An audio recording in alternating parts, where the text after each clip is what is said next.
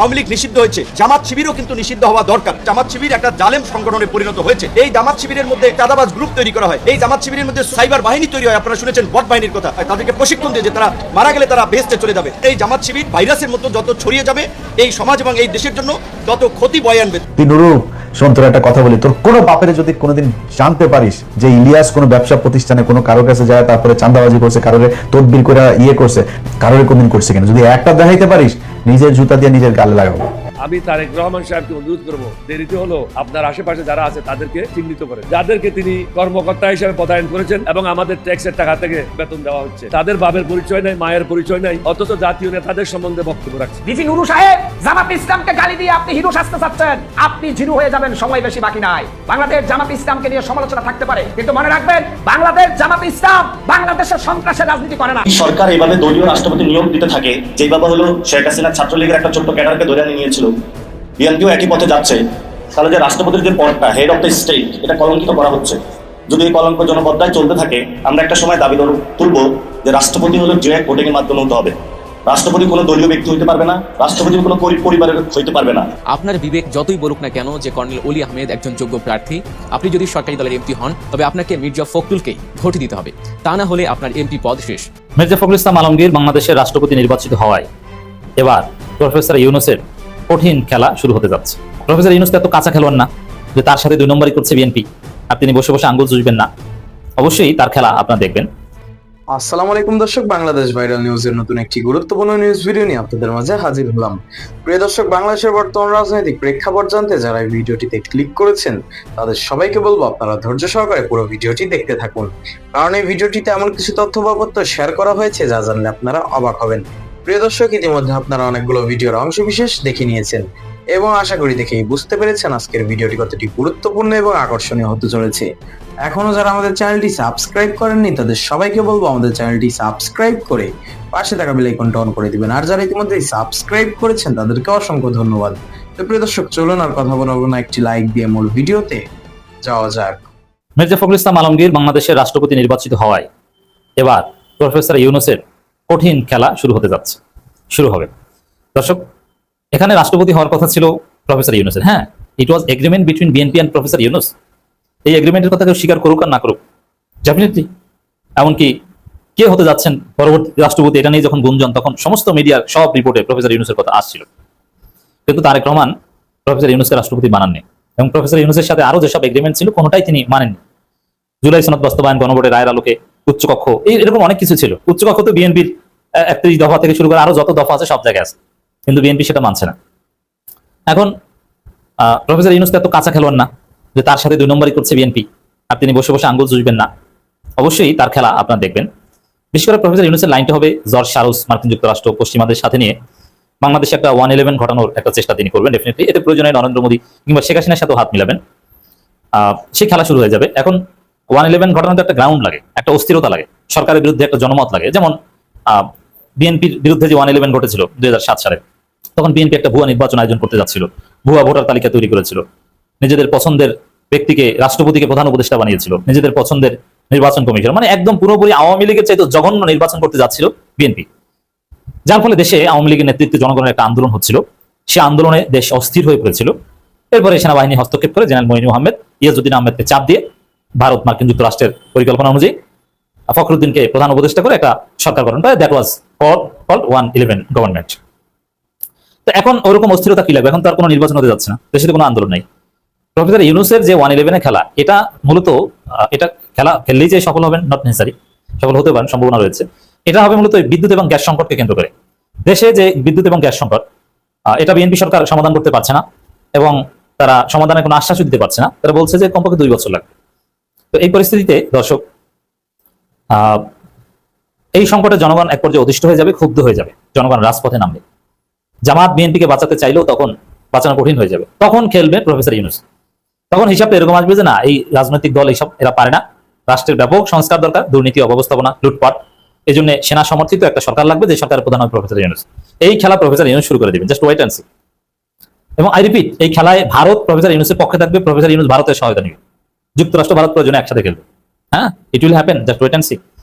এখন এই প্রফেসর ইউনূসকে চাইলে বিএনপি তাকে কাজে লাগাতে পারতো, তাদের রাষ্ট্রপতি বানিয়ে একটা নতুন অভিযাত্রা হতো বাংলাদেশে, বাট সেটা বানায়নি। আর প্রফেসর ইউনূসকে রাষ্ট্রপতি বানানোর কোনো বাধ্যবাধকতা নাই। কিন্তু সমস্যা হচ্ছে চুক্তি কেন করেছিলেন? প্রফেসর ইউনূস বিএনপিকে ক্ষমতা এনে দিছে, তারেক রহমানকে বাংলাদেশে এনেছে, যেটা হওয়ার কথা ছিল না এই চুক্তির বিনিময়ে। এখন সেই চুক্তি মানবেন না, এটা কি হয়? তো দর্শক, এমনকি বিএনপি যে নিরঙ্কুশ সংখ্যাগরিষ্ঠতা নিশ্চিত করতে চায়, জামাতকে একটা সার্টেন লেভেল পর্যন্ত আটকে রাখতে চায়, এর চাইতে বেশি সিট দিতে চায় না, ওটাও প্রফেসর ইউনূস নিশ্চিত করে দিয়ে গেছেন বিএনপিকে। তারপরে প্রফেসর ইউনূসকে রাষ্ট্রপতি বানালেন না। এখন প্রফেসর ইউনূস এই নতুন মহামান্য রাষ্ট্রপতি মির্জা ফখরুল ইসলাম আলমগীরকে অভিনন্দন জানিয়েছে। কিন্তু এটা আমি নিশ্চিতভাবে বলতে পারি যে বুকে পাথর চাপা দিয়ে মির্জা ফখরুল ইসলাম আলমগীরকে অভিনন্দন জানিয়েছেন প্রফেসর ইউনূস। এই অভিনন্দনের নেপথ্যে প্রফেসর ইউনূসের গভীর খেলা রয়েছে এবং সামনে আপনারা দেখতে পাবেন। উই আর ওয়েটিং, বাট আমরা চাই না যে সফল হোক, আমরা চাই বাংলাদেশের স্থিতিশীলতার জন্য বিএনপি 5 বছর ক্ষমতায় থাকুক, ইউনূস মির্জা ফখরুল ইসলাম আলমগীর ভালোভাবে দায়িত্ব পালন করুক, এটাই হওয়া উচিত। এর বাইরে কিছু হলে আওয়ামী লীগ ডেফিনেটলি আসবে এবং জামাত, বিএনপি, এনসিপি সবার কপালে বিপদ আছে। যার ফলে জাতির বৃহত্তর স্বার্থ বিবেচনায়, বৃহত্তর স্থিতিশীলতা বিবেচনায় বিএনপি যাই করুক না কেন, ভুল ত্রুটি করলেও এই ভুল ত্রুটি বিএনপিকে আমরা সংশোধন করাতে চাই, কিন্তু বিএনপি সরকার পতন চাই না। পতন হলে সবাইকে বিপদে পড়তে হবে। দর্শক, নতুন রাষ্ট্রপতি জনাব মির্জা ফখরুল ইসলাম আলমগীরকে প্রফেসর ইউনূস যে অভিনন্দন জানিয়েছেন, সেই অভিনন্দনটা আমরা বিশ্লেষণ করব। মির্জা ফখরুল ইসলাম আলমগীরের রাজনৈতিক পথ চলা 5 দশকেরও বেশি সময় ধরে বিস্তৃত ও বাংলাদেশের রাজনৈতিক ইতিহাসের সঙ্গে নিবিড়ভাবে সম্পৃক্ত। সাংগঠনিক দক্ষতা, প্রজ্ঞা, সংকটকালে নেতৃত্ব এবং তৃণমূলের মানুষের সঙ্গে নিবিড়ভাবে কাজ করার অভিজ্ঞতা তাকে এদেশের জাতীয় রাজনীতিতে একটি স্বতন্ত্র অবস্থানে প্রতিষ্ঠিত করেছে। এগুলো পামপুরা অতি ভালো না, অতি প্রশংসার নেপথ্যে কোনো দুর্বিসন্ধি থাকে। যে কায়দায় এখন 2-3 লাইনে অভিনন্দন জানানো যেত যে বাংলাদেশের 23তম রাষ্ট্রপতি জনাব মির্জা ফখরুল ইসলাম আলমগীরকে অভিনন্দন, তার সুস্বাস্থ্য ও দীর্ঘায়ু কামনা করছে। কিন্তু আমরা দেখতে পাচ্ছি যে প্রফেসর ইউনূসও পাম দিচ্ছেন, ওদিকে জামাতের আমিরও পাম দিয়ে একদম ভাসিয়ে দিচ্ছেন, জামাত তো তাকে চুমু দেয়। তো দর্শক, জামাতেরটা এটা ভিন্ন, কারণ জামাত চায় বিএনপি সরকার সফল হোক। জামাত বিএনপি এখন একই লাইনে আছে, একই লাইনে না থেকে তাদের উপায় নেই, যে টুকটাক মারামারি যা দেখেন এটা কিছু না। কিন্তু প্রফেসর ইউনূসের যে এই অতি প্রশংসা, এর পিছনে দুর্বিসন্ধি আছে বলে আমি মনে করি। এই যে কথাগুলো, এগুলো বুকে পাথর চাপা দিয়ে একটা বিশেষ উদ্দেশ্যে বলছেন। তিনি আরো বলেন, একজন শিক্ষাবিদ, অভিজ্ঞ রাজনীতিক ও সজ্জন ব্যক্তি হিসেবে তার এই নতুন দায়িত্ব গ্রহণ রাষ্ট্রের সর্বোচ্চ সাংবিধানিক পদটির মর্যাদা আরো সমুন্নত করবে। রাষ্ট্রপতি মির্জা ফখরুল ইসলাম আলমগীরের নেতৃত্বে বাংলাদেশ আরো সমৃদ্ধ, ন্যায়ভিত্তিক ও গণতান্ত্রিক পথে এগিয়ে যাবে, এই প্রত্যাশা রাখি। তার সুস্বাস্থ্য, দীর্ঘায়ু ও দায়িত্ব পালনে সর্বাঙ্গীন সফলতা কামনা করি। এখন মির্জা ফখরুলকে প্রফেসর ইউনূস যে পাম দিলেন, এরপরে যদি 111 ঘটে এবং সেই সরকারের প্রধান প্রফেসর ইউনূস হয়, তখন ভাই আপনারা বলতে পারবেন না যে না প্রফেসর ইউনূস ষড়যন্ত্র করে হয়েছে। না, ষড়যন্ত্র যে না, তার প্রমাণ হচ্ছে যে এই যে মির্জা ফখরুলকে কি অভিনন্দনটা জানিয়েছে, বিএনপি সরকারের বিরুদ্ধে কোনো ষড়যন্ত্র প্রফেসর ইউনূস করতে পারে না, এটা বলার জন্য এই দলিল রেখে দিলেন। তাহলে কি বলবেন?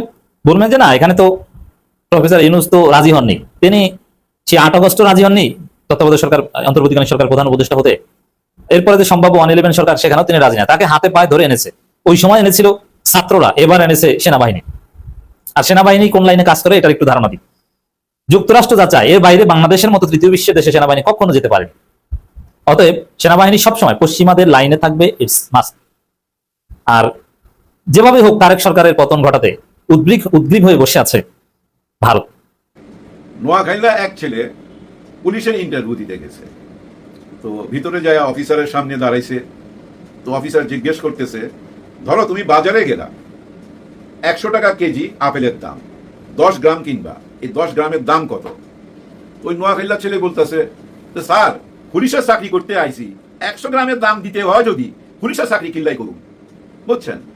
মানে আমি তো পুলিশের চাকরি করতে আসছি, 100 গ্রামের দাম যদি দিতে হয় আর এটা যদি জানার দরকার হয়, তাহলে পুলিশের চাকরি কেন করতে আসবো? অফিসার তো চিন্তা করতেছে, এটা কেমন উত্তর দিল। আচ্ছা, তার কাছে মজা লাগছে ভিতরে ভিতরে। সে এখন জিজ্ঞেস করতেছে, আচ্ছা ধরো তুমি কিনতে গেলে না, তোমার বউ গেল বাজারে, সে যদি 10 গ্রাম কিনে 100 টাকা কেজি, এই 10 গ্রাম আপেলের দাম কত সেটা বলো। স্যার আর বউ, যে বউ আল্লাহ দিলে আপনি দেখলে অবাক হয়ে যাইবেন, ইতি কোনোদিনই 1 কেজি কিনতো না, ইতি হইলাই যায় দোকানদারে কইব 10 গ্রামের দাম কত। তার মানে 10 গ্রামের দাম কত দোকানদারই তো কই দিব, আর বউ এতটা অঙ্ক জানে। পুলিশ অফিসার অবাক হয়ে গেল যে এই উত্তরটা তো ঠিক মতো দিল না, ছেলেটা তো ভাই একটু বাঁকা টাইপের, অন্য টাইপের ছেলে। এবার ওই অফিসার বলতেছে, আচ্ছা ধরো আমি গেলাম ওই বাজারে 10 গ্রাম আপেল কিনতে, কত দাম নিবে বলো তো, 10 গ্রামের দাম কত? স্যার এটা আপনি কি কইলেন, আপনি 10 গ্রাম কিনতে চাইবেন বাজারে, আর আপনি আওয়াজ দিবেন আই পুরা বস্তা উঠাই লই আই। বুঝছেন? ওই পুলিশের অফিসারের তো ভাই মাথা খারাপ হয়ে গেল যে এটা কেমন উত্তর দিল যে আপনি খালি অর্ডার দিবেন আমি বস্তা শুদ্ধ উঠাই নিয়ে আমু, আপনি কেন বাজারে যাবেন, আমার পুলিশের চাকরিটা দেন। এখন ওই পুলিশ অফিসারের কৌতূহলটা আরো বাইরে গেল। এখন সে জিজ্ঞেস করতেছে, আচ্ছা ধরো তুমিও গেলা না, তোমার বউ গেল না, আমিও গেলাম না, যদি আম পাবলিক যায় 10 গ্রাম কিনতে তাহলে কত দাম নিবে? স্যার আপনি এটা কিয়া কইলেন, আপনারা এই আম পাবলিকের এই অবস্থায় রাখছেন নি যে হাতে আপেল কিনে খাইতে হারিব? আরে সাইলে টিয়া জোগাড় করতে করতেই তো হাতের দিন চলে যায়, হাতে আবার আপেল খাইবো কেমনে? আপেল খাওয়ার যোগ্যতা আছে নাকি আম পাবলিকের? আম পাবলিক তো দোকানদারি করবো, ফল বিক্রি করবো, আম পাবলিক ফল খায় না স্যার। উত্তর শুনে কিন্তু ওই অফিসারের ভালো লাগছে, কিন্তু এখন সে দ্বিধায় দ্বন্দ্ব করে গেছে চাকরিটা দিবে কি দিবে না। ঘটনাটা কিন্তু আসল ঘটনা না, আমি একটা যোগ বললাম। আসলে কিন্তু আম পাবলিকরে আমরা ওই ফল খাওয়ার অবস্থায় রাখি নাই। আম পাবলিক শুধু ফল বিক্রি করে। আম পাবলিকরে কখন প্রয়োজন হয়, এই রাষ্ট্রের প্রয়োজন হয় কখন, এই দেশের কখন প্রয়োজন হয়? 5 বছর পর যখন নির্বাচন আসে তখনই প্রয়োজন হয়। হ্যাঁ, তখনই প্রয়োজন হয়। নেতারা কি দেখে জানেন? জনগণের চেহারায় ধরেন কোন একটা নেতা একজন পাবলিকের দিকে তাকাইলো, সে কি দেখতে পায় জানেন? ওই পাবলিকের মুখের উপরে, ওই আম পাবলিকের চেহারার মধ্যে সে দেখতে পায় তার নিজের প্রতীক। কেউ দেখতে পায় ভাই নৌকা, কেউ দেখতে পায় ধানের শীষ, কেউ দেখতে পায় দাড়িপাল্লা, আবার এই যে নতুন এনসিপি তারা মানুষের চেহারার উপরে দেখতে পায় শাপলাকলি দেখতে পায়। নেতারা কিন্তু মানুষের চেহারার উপরে তাদের নিজেদের প্রতীক দেখতে পায়। একটা টাইমে যখন আমি সিনেমা বানাইতাম, হলে যাইতাম, নিজের ছবি যখন চলতেছে, ধরেন সিনেপ্লেক্সের মধ্যে তো ভাই 3টা 4টা 5টা হল থাকে, কিন্তু আমি যখন হাঁটাহাঁটি করতাম সবাইকে মনে হতো যে আমার ছবির দর্শক। আসলে কিন্তু আমার ছবির না, অন্য ছবি হয়তো দেখতে আসছে, কিন্তু আমার মনে হইতো আমার দর্শক। ওই চেহারার উপরে না আমি দর্শক দেখতাম। ঠিক তেমনি নেতারা ভাই তাদের দলীয় প্রতীক দেখতে পায় আম পাবলিকের চেহারার উপর। আম পাবলিকের মূল্যটা 5 বছর পর পর আসে, কিন্তু আমাদের সংসদ ভবনের ভিতরে একটা নির্বাচন হয়ে গেল 35 বছর পরে ওনারা ভোট দেওয়ার সুযোগ পাইছে। আমি আপনি কিন্তু 5 বছর পর পর পাই। আর এই যে সংসদ ভবনে যারা আছে, যাদেরকে আমরা নির্বাচন করে পাঠাইছি, ওনারাই কিন্তু নির্বাচন করে কে রাষ্ট্রপতি হবে। টান টান উত্তেজনার ভিতর দিয়া একটা নির্বাচন হইল, 35 বছর পর ওনারা এই সুযোগ পাইল। আমাদের মির্জা ফখরুল সাহেব রাষ্ট্রপতি হয়ে গেছে। সেলুট স্যার আপনাকে। হ্যাঁ, অনেক দিন যাবত এই দলের সাথে জড়িত আছেন, এবং এই যে গত 16-17 বছর রাস্তায় ছিল, জেলে ছিল, এই 16-17 বছর আমরা ওনাকে দেখছি ভাই। হ্যাঁ ভাই, রাস্তায় ছিল, জেলে ছিল, শিক্ষিত মানুষ, জ্ঞানী মানুষ, ঠিক জায়গা মতোই দেওয়া হয়েছে ওনাকে। কিন্তু নির্বাচনের কি দরকার ছিল? আপনারা যে নির্বাচনটা করলেন এবং নির্বাচন করে বললেন এই দেশের গণতন্ত্রের মুক্তি হইল, গণতন্ত্র নাকি মুক্ত হইল, এই প্রথম বাংলাদেশে বহুদিন পর 35 বছর পর রাষ্ট্রপতি নির্বাচন হইল, এবং এটা সরাসরি অনেক মিডিয়াতে দেখাইছে, এবং বিটিভিতেও দেখানো হচ্ছে, বিভিন্ন চ্যানেলে দেখানো হচ্ছে। কারণ বাংলাদেশের গণতন্ত্রের জন্ম হইতাছে 35 বছর পর। যে নির্বাচনে কি হবে না হবে আমরা জানি। ওইটা কেমন নির্বাচন? যে নির্বাচনের খবর আগেই মানুষ জানে, কত ভোটে পাশ করবে সেটাও মানুষ জানতো। 255 ভোটে পাশ করবে যে, এটা কিন্তু সবাই জানতো। এবং 88টা ভোট পাবে আমাদের কর্নেল অলি সাহেব, বীর বিক্রম কর্নেল অলি সাহেব 88টা ভোট পাবে। দুইটা একটা এদিক সেদিক চলে গেছে, কারণ কি জানেন? 6টা ভোট দেয় নাই। এর মধ্যে শোনা যাচ্ছে রুমিন ফারহানাও ভোট দেয় নাই। এই যে 6 জন ভোট দেয় নাই, এর মধ্যে আমাদের আব্বাস সাহেব তো বিদেশে চিকিৎসাধীন আছে, কি অবস্থা আছে জানি না, দোয়া রইল ওনার জন্য। আরো 2-4 জন যারা আছে, কেউ অসুস্থ, কেউ বিদেশে চিকিৎসা নিতেছে, দেশে তো ওনারা চিকিৎসা নেয় না। শোনা যাচ্ছে রুমিন ফারহানাও ভোট দেয় নাই। রুমিন ফারহানা কেন ভোট দেয় নাই নিশ্চয় আমরা বুঝতে পারি, কেন উনি ভোট দিতে যাবে। উনি যদি ভাই জামাত ইসলামের দিকে ভোট যায়, একটা ট্যাগ লেগে যাবে। আবার উনি যদি বিএনপি কে ভোট দিতে যায়, কারণ বিএনপির সাথে তো ওনার সম্পর্ক নাই, বিএনপি তো ওনাকে নমিনেশন দেয় নাই, সম্মানও জানায় নাই, বিএনপি কে কেন ভোট দিবে? কারণ এই ভোটটা তো ওপেন, একেবারে ছেলে খেলার মতো, কে কাকে ভোট দিতেছেন সবই দেখা যাচ্ছে, আয়নার মতো পরিষ্কার। এবং সবচেয়ে মজার ব্যাপার কি জানেন?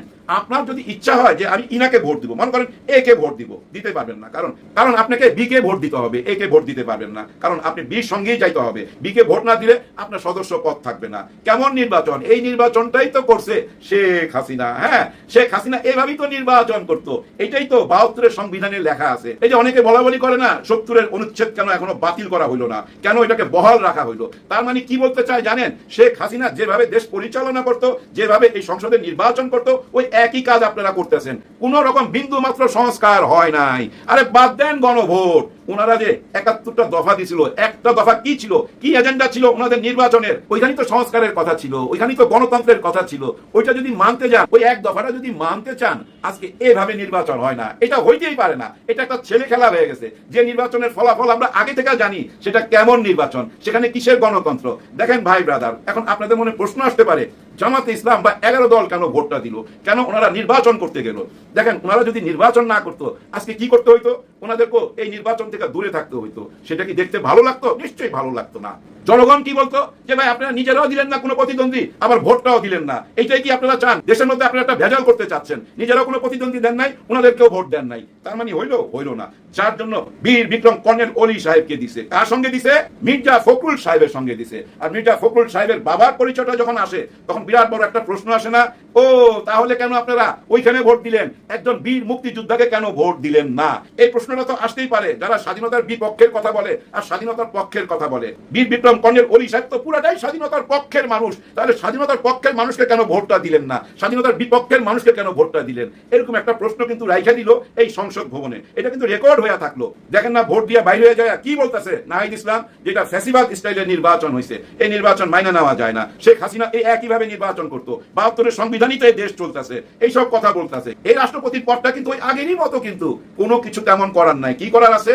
ওটার ভিতরে ভাই রাষ্ট্রপতি যেখানে থাকে ওইখানে 3টা মাজার আছে, একটা মসজিদ আছে। এই মাজারগুলা দেখে শুনে রাখা এবং এই মসজিদে আল্লাহর কাছে কান্নাকাটি করা, আর অসুস্থ হইলে সঙ্গে সঙ্গে বিদেশ চলে যাওয়া। এই রাষ্ট্রপতির পদে যারাই আসছে তারাই শুধু খালি চিকিৎসা করতে বাইরে যাইতো। এই যে যিনি চলে গেলেন শাহাবুদ্দিন ছুক্কু সাহেব, উনিও কিন্তু বলছিল আমি অসুস্থ, যার জন্য ইস্তেফা দিচ্ছি। কিন্তু অসুস্থ মানুষটা চিকিৎসা করার জন্য বিদেশ যাওয়ার কথা, যেতে পারছে? যেতে পারে নাই, যেতে হয়তো পারবেও না। কারণ কি জানেন? ওনার বিরুদ্ধে ওনার সম্পত্তি নিয়ে দুদকে মামলা হয়ে গেছে। ওনার অবৈধ যত সম্পত্তি এখন আইনের আওতায় চলে গেছে। উনি এখন আইনের আওতায় আছে, ধরে নেন নজরবন্দি আছে, বিদেশে আর চিকিৎসা করতে যাইতে পারবে না। যদি যায় বুঝে নিবেন চইলা গেল, হ্যাঁ চইলা গেল, আর বাকি আসবে না, এটা বুঝে নিতে হবে। দেখেন, আমরা সবাই জানি সময় কারোর জন্য অপেক্ষা করে না, সময় তার নিজের গতিতেই বইতে থাকে। 6 মাস কিন্তু চইলা গেল। এই 6 মাসে ওনাদের কি অর্জন সেটা নিয়ে অনেক টকশো চলতেছে বিভিন্ন চ্যানেলে। ওনাদের এই অর্জন নিয়ে বিভিন্ন রকম চ্যানেলে বিভিন্ন রকম টকশো হইতেছে। টকশোর সাবজেক্ট কি? এক হয় এই দেশে কি কি উন্নতি হইলো, বিএনপি সরকারের কি কি উন্নতি হয়েছে, আর নয়তো ওই শেখ হাসিনা আসবে কি আসবে না, আওয়ামী লীগের কি হবে, আওয়ামী লীগ আবার ফিরে আসতে পারবে কিনা, আগামী নির্বাচনে আওয়ামী লীগকে দেখতে পাবো কিনা, এইসব নিয়ে টকশো চলতেছে। কিন্তু টকশোতে কি হবার কথা ছিল?